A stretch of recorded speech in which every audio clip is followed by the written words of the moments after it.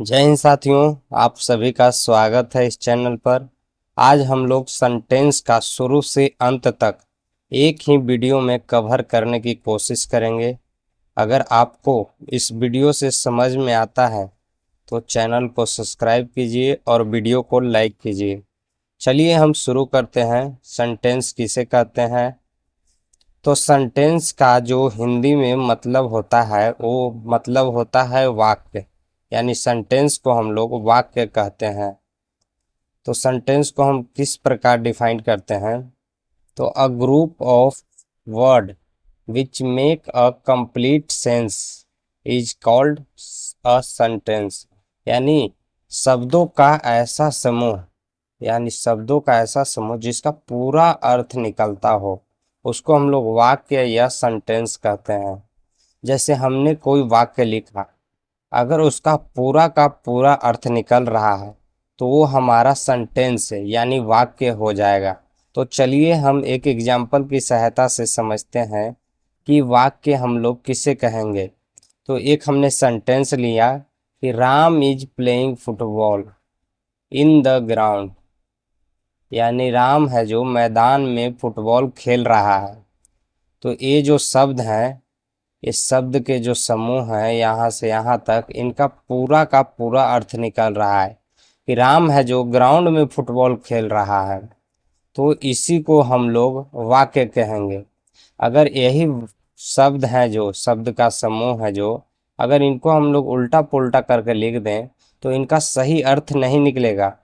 अगर हम मान के चलें कि Ram is in the ground playing football, in the ground playing football,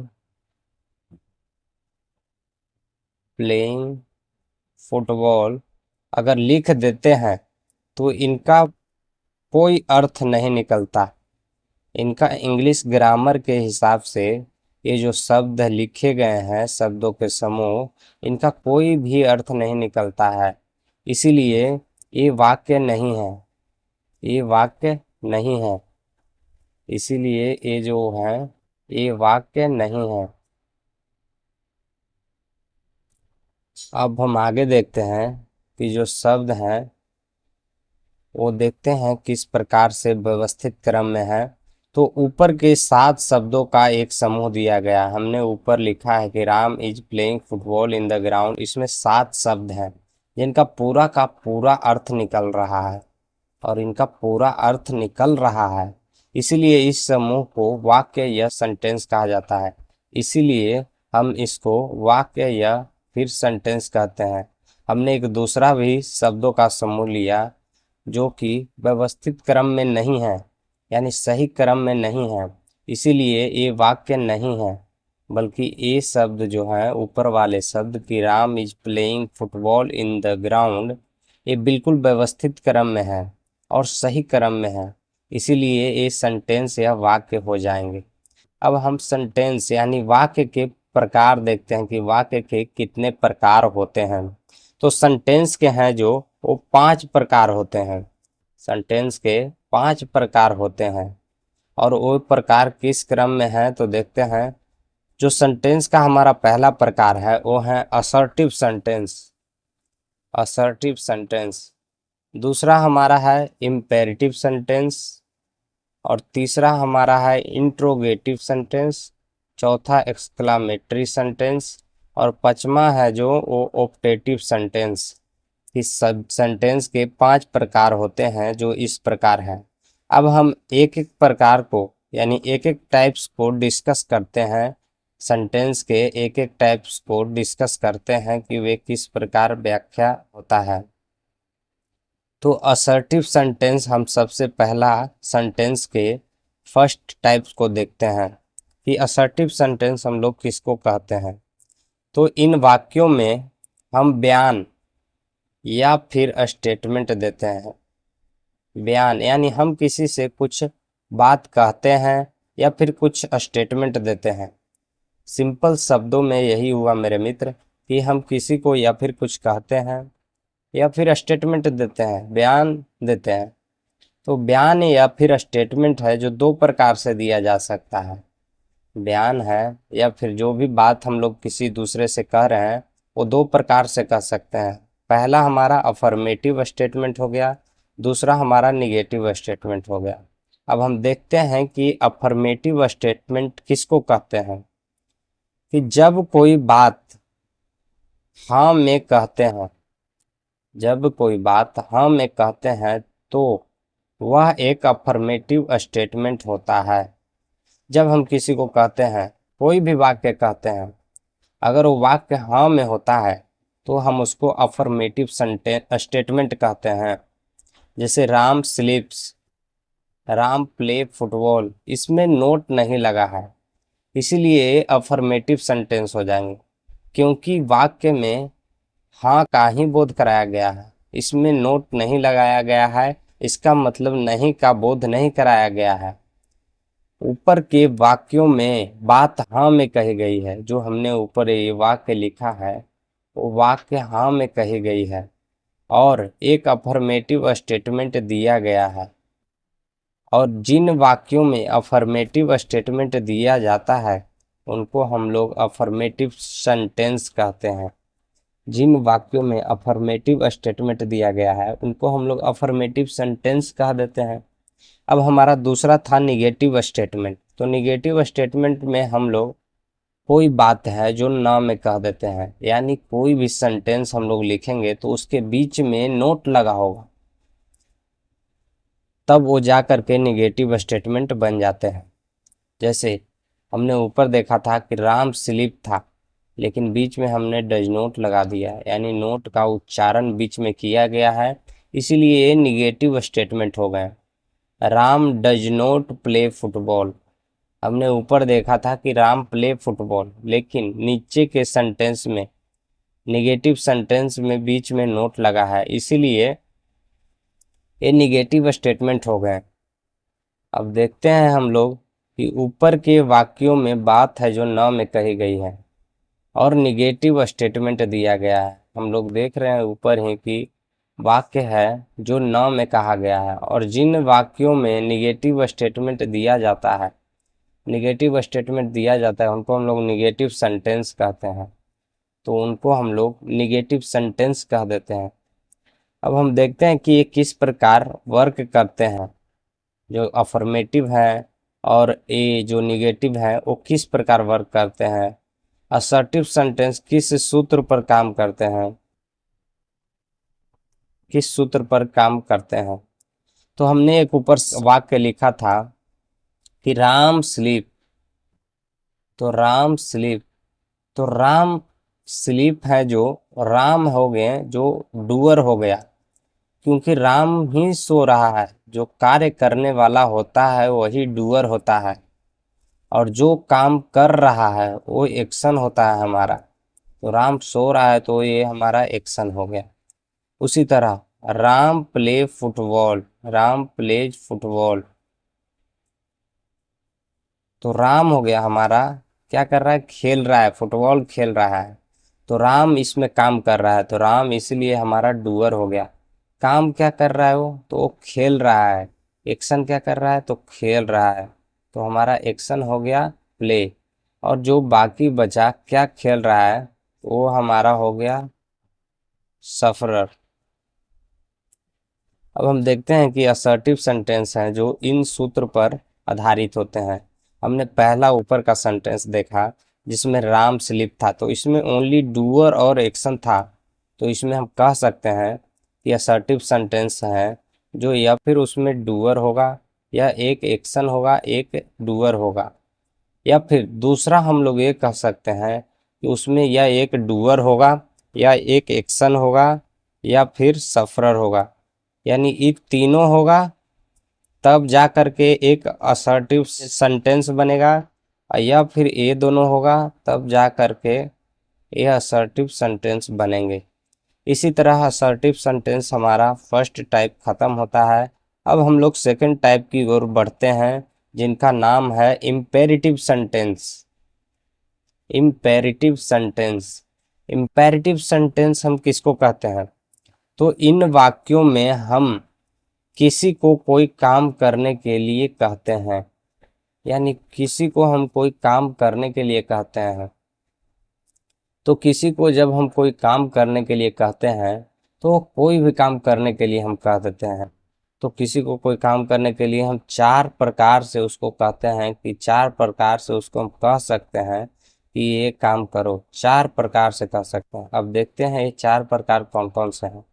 तो किसी से हमको काम करवाना है, तो उसको या तो हम ऑर्डर दे सकते हैं, यानी आदेश दे के करवा सकते हैं। जैसे किसी स्कूल में कोई टीचर है जो उनको ऑर्डर देते हैं कि तुम एक गिलास पानी ले आओ, तो ये हो गए हैं ऑर्डर वाले सेंटेंस। रिक्वेस्ट या फिर विनती करके, यानी किसी से हम रिक्वेस्ट भी कर सकते हैं कि भाई जरा एक गिलास प्लीज पानी ले करके आ जाना, तो ये हो गया रिक्वेस्ट करके। प्रोहिबिटेशन यानी निषेध करके, यानी किसी को सरेआम मना करके, नहीं नहीं तुम एक काम मत करो, यानी प्रोहिबिटेशन करके कह रहा है कि एक काम मत करो। और चौथा हमारा है जो एडवाइस, यानी सलाह देकर, किसी को सलाह दे करके हम लोग कहते हैं कि।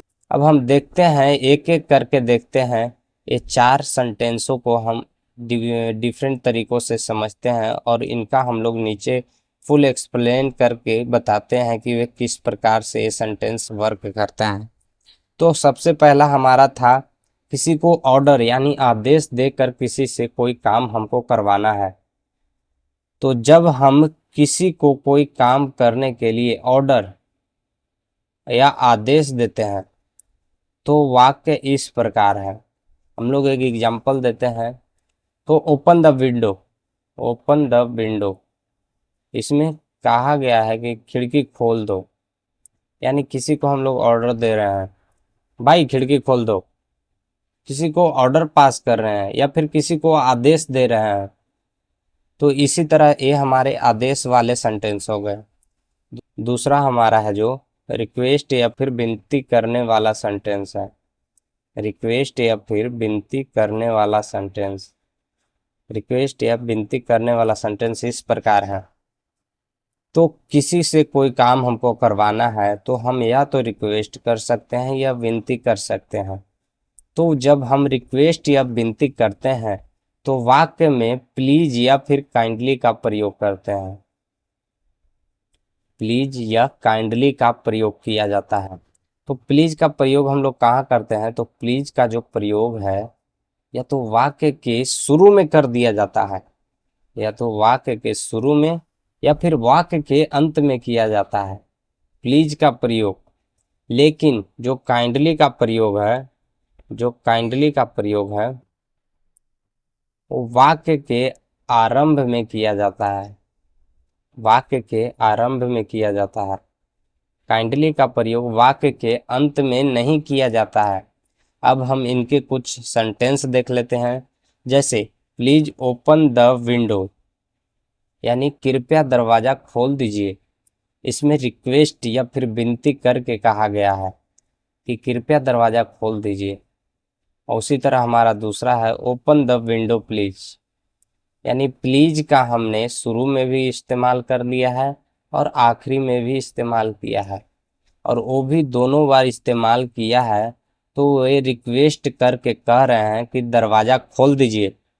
अब उसी तरह हम लोग काइंडली का प्रयोग देखते हैं, तो काइंडली ओपन द विंडो, यानी दयालुता के साथ वो कह रहे हैं कि दरवाज़ा खोल दीजिए।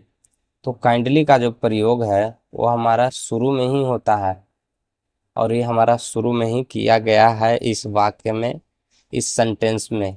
अब हम तीसरा देखते हैं कि तीसरा हमारा किस प्रकार से काम होता है। तो जब हम किसी काम को करवाने के लिए किसी को मना करते हैं, निषेध करते हैं या प्रोहिबिटेशन करते हैं, तो वाक्य के आरंभ में डू नोट या डज नोट का प्रयोग किया जाता है। किसी को सरेआम मना करते हैं कि तुम ये काम मत करो, तो उसके लिए हम लोग शुरू में ही डू नोट या डज नोट का प्रयोग करते हैं। जैसे do not open the Windows, दरवाज़ा मत खोलो, या फिर डोंट ओपन द विंडोज। ये डू नोट और डज नोट ये दोनों हम लोग प्रयोग कर सकते हैं, वो भी वाक्य के आरंभ में प्रयोग कर सकते हैं, यानी वाक्य के शुरू में प्रयोग करते हैं। अब हम अगला देखते हैं जो हमारा चौथा है, एडवाइस या फिर सलाह देकर जो काम हम लोग करवाते हैं उसमें। तो जब हम किसी को कोई अच्छा काम करने के लिए कहते हैं, जब हम किसी को कोई अच्छा काम करने के लिए कहते हैं तो उसको सलाह देते हैं, उसको सलाह या फिर एडवाइस दे करके ही वो अच्छा काम करवाते हैं। तो जैसे हेल्प द पुअर यानी गरीबों की मदद करो, तो सलाह इसमें दे करके काम करवाए कि गरीबों की मदद करो। अब हम लोग देखते हैं कि एक्शन और सफरर किनको किनको कहते हैं। अगर वाक्य हमें दे दिया गया, सेंटेंस हमें दिया गया, तो एक्शन किसको कहेंगे, सफरर किनको कहेंगे। जैसे हमने पहला सेंटेंस लिया था, open the window, open the window. तो ओपन हमारा हो गया काम हो रहा है, यानी कर रहा है क्या, तो खोलना हमारा काम कर रहा है। तो क्या हो गया, ये हमारा एक्शन हो गया। एक्शन हो गया हमारा, जैसे कोई भी कोई एक्शन कर रहा है तो वो हमारा हो गया ओपन, हो गया एक्शन। उसी तरह सफरर हमारा क्या हो गया, तो द विंडो हमारा सफरर हो गया। अब हमने दूसरा दिया था कि किसी को रिक्वेस्ट करके काम करवाने वाला, तो प्लीज का आगे हमने शुरू में प्रयोग किया था, तो please open the window, please open the window. तो उसमें हमारा प्लीज ओपन हो गया जो हमारा एक्शन हो गया, और द विंडो हो गया वो हमारा सफरर हो गया। अब प्लीज का हमने आखिरी में भी प्रयोग किया था, तो हमने देख रहे हैं कि ओपन द विंडो प्लीज, यानी ओपन हो गया हमारा एक्शन हो गया, और द विंडो प्लीज हो गया जो सफरर हो गया। अब हम अगला देखते हैं, काइंडली का प्रयोग किए थे, तो काइंडली ओपन द विंडो, जो काइंडली ओपन हो गया वो हमारा हो गया एक्शन, यानी ये हमारा एक्शन का काम कर रहा है, और द विंडो हो गया वो हमारा सफरर हो गया। उसी तरह प्रोहिबिटेशन यानी किसी को सख्त तरीके से मना कर रहा है कि ये काम मत करो, तो उसके लिए हम दो शब्द का इस्तेमाल करते हैं, एक डू नॉट और एक डोंट का। तो वो दोनों शुरू में ही हम लोग लगाते हैं, तो यहाँ पर हमने शुरू में लगाया है कि डू नॉट ओपन, यानी मत खोलो, विंडो को खोलना नहीं है, मना कर रहा है। तो उसी तरह डू नॉट ओपन हो गया हमारा एक्शन, और द विंडो हो गया वो हमारा सफरर। डोंट ओपन जो हो गया हमारा एक्शन, और द विंडो हमारा सफरर। हेल्प यानी किसी को एडवाइस दे करके कह रहा है, सलाह दे करके कह रहा है कि हेल्प द पुअर, यानी गरीबों की मदद करो।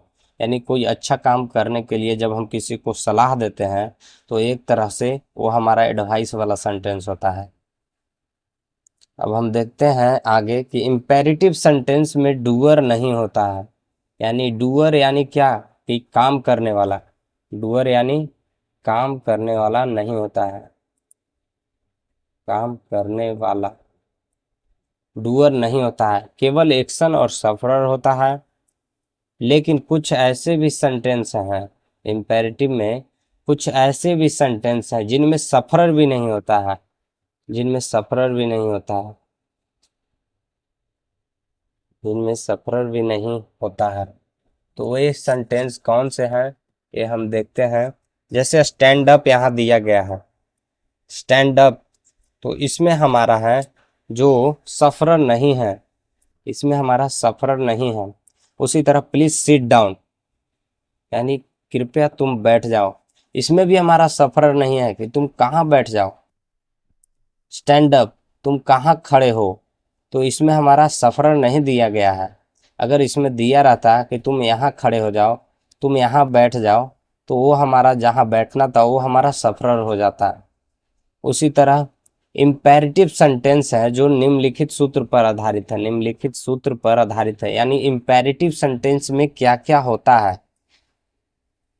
इम्पेरेटिव सेंटेंस में पहला हमारा पॉसिबिलिटी ये बनता है तो उसमें एक्शन और सफरर दोनों हो साथ में, यानी पहले एक्शन हो यानी कोई कार्य हो, या फिर बाद में कोई सफरर हो। और नहीं तो दूसरा हमारा ये बनता है कि या ओनली इसमें एक्शन ही हो, जैसे हमने ओनली एक्शन वाला ये शब्द हमने देख लिया है, स्टेटमेंट देखा है। अब हम तीसरा सेंटेंस देखते हैं कि, तो हमारा तीसरा पार्ट है अब इंट्रोगेटिव सेंटेंस। तो इंट्रोगेटिव सेंटेंस हम लोग किसको कहते हैं, उसका डेफिनेशन हम लोग देखते हैं। तो इंट्रोगेटिव सेंटेंस में या तो हम कोई प्रश्न या फिर कोई क्वेश्चन करते हैं, या तो हम कोई प्रश्न या फिर हम कोई क्वेश्चन करते हैं। तो प्रश्न या क्वेश्चन है जो वो हमारा दो प्रकार से किया जा सकता है। जो प्रश्न और क्वेश्चन है वो हमारा दो प्रकार से किया जा सकता है। इसको हम लोग दो प्रकार से क्वेश्चन करते हैं। तो पहला हमारा हो गया simple interrogative sentence, simple interrogative, और दूसरा हमारा हो गया double interrogative sentence, double interrogative sentence. अब हम देखते हैं कि सिंपल इंट्रोगेटिव सेंटेंस हम लोग किसको कहते हैं।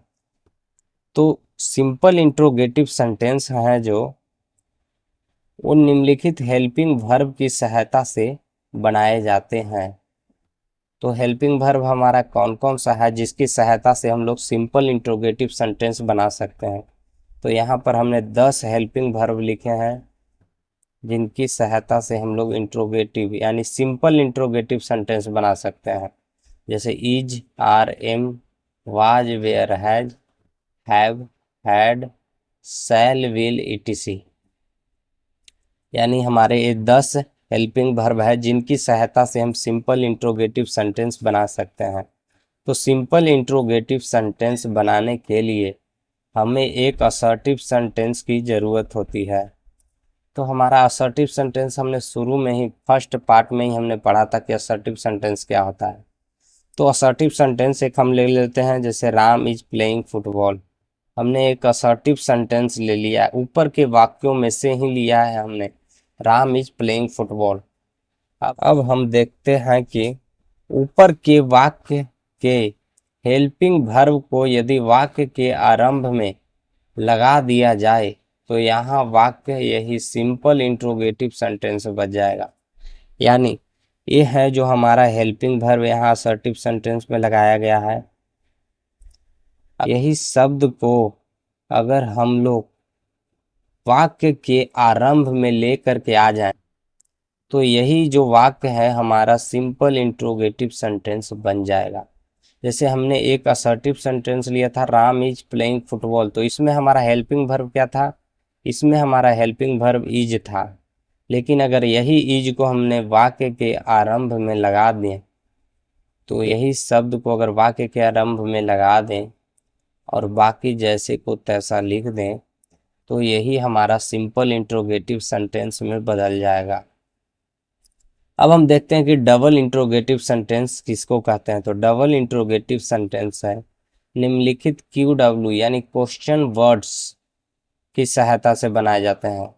तो जो हम बात किए हैं क्वेश्चन वर्ड्स, तो क्वेश्चन वर्ड क्या क्या है, तो क्वेश्चन वर्ड्स हमारे 9 हैं जो कि इस प्रकार हैं। यानी हु का मतलब होता है कौन, हुम का मतलब होता है किसको, वेयर का मतलब होता है कहाँ, विच का मतलब होता है कौन सा, वाट का मतलब होता है क्या, वाई का मतलब होता है क्यों, हुज का मतलब होता है किसका, वेन का मतलब होता है कब, और हाउ का मतलब होता है कैसे।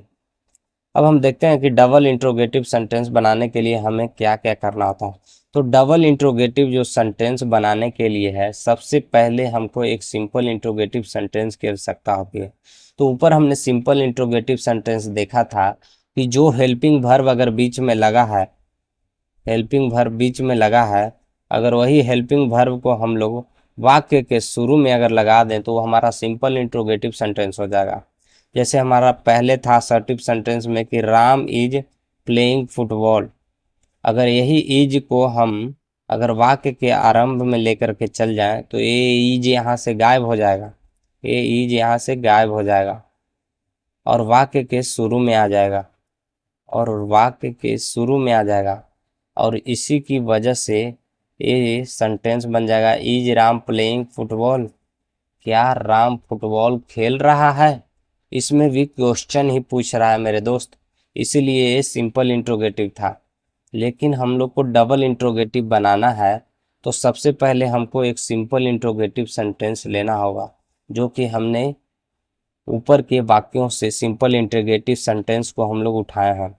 अब हम देखते हैं कि ऊपर के वाक्य के आरंभ में यदि एक उचित QW जोड़ दिया जाए, यानी हमने जो ऊपर 9 क्यू डब्ल्यू यानी क्वेश्चन वर्ड की हम लोग बात किए हैं, अगर वो क्यू डब्ल्यू वर्ड हम लोग यहाँ जोड़ देते हैं तो फिर ये हमारा डबल इंट्रोगेटिव सेंटेंस बन जाएगा।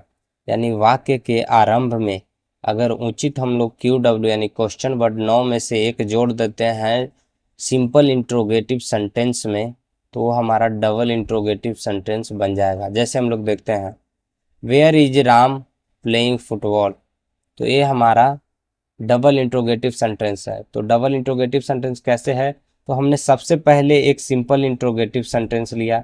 तो सबसे पहले यहाँ तक तो हमारा सिंपल इंट्रोगेटिव सेंटेंस था, यहाँ तक हमारा सिंपल इंट्रोगेटिव सेंटेंस था।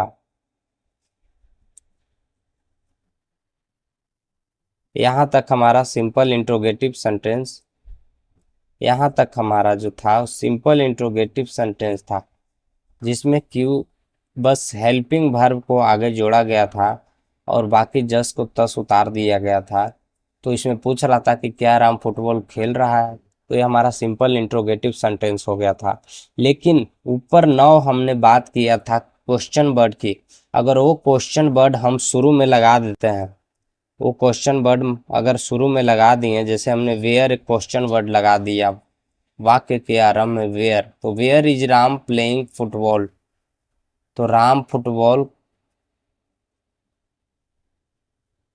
कहाँ खेल रहा है, राम है जो फुटबॉल कहाँ खेल रहा है, तो ये डबल इंट्रोगेटिव सेंटेंस हो गया हमारा।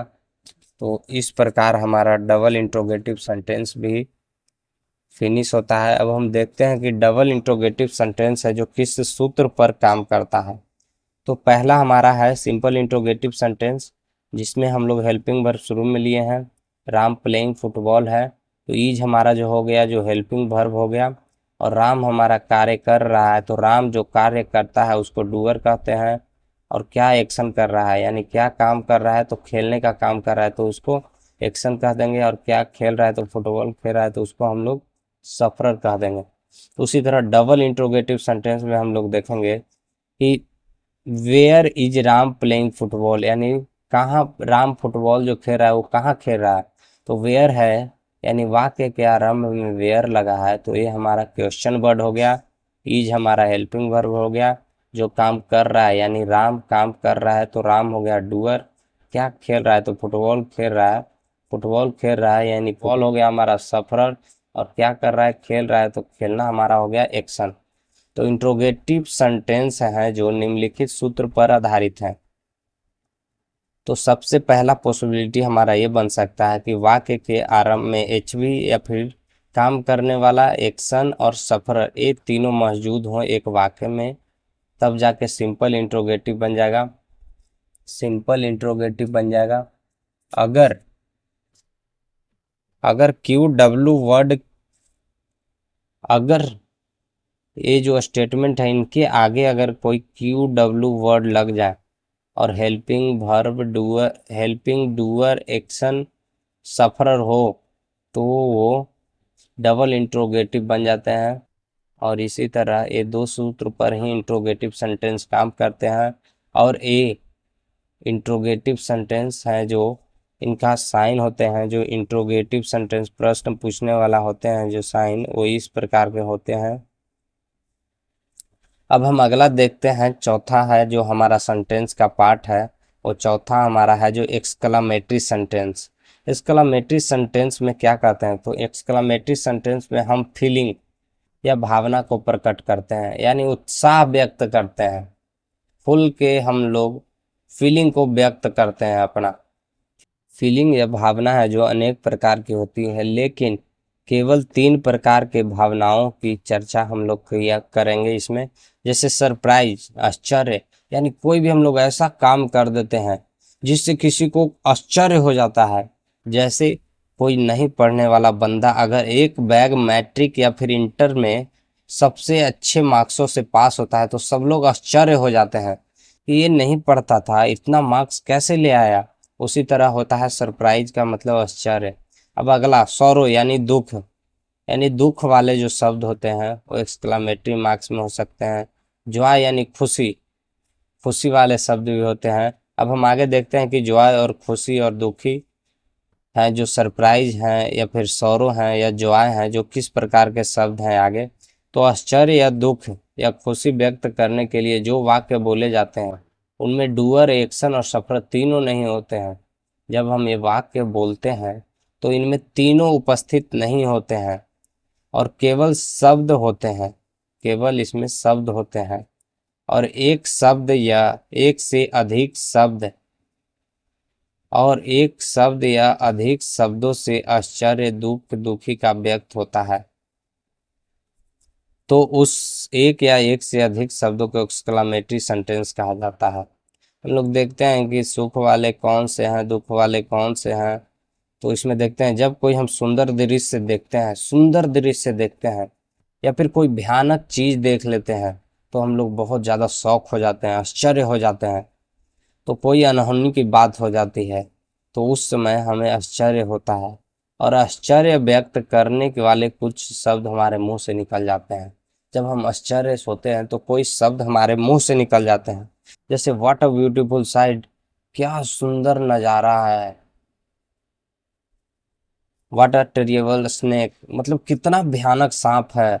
तो उसी तरह एक्सक्लामेशन मार्क्स हमारा इस प्रकार का होता है मेरे मित्र।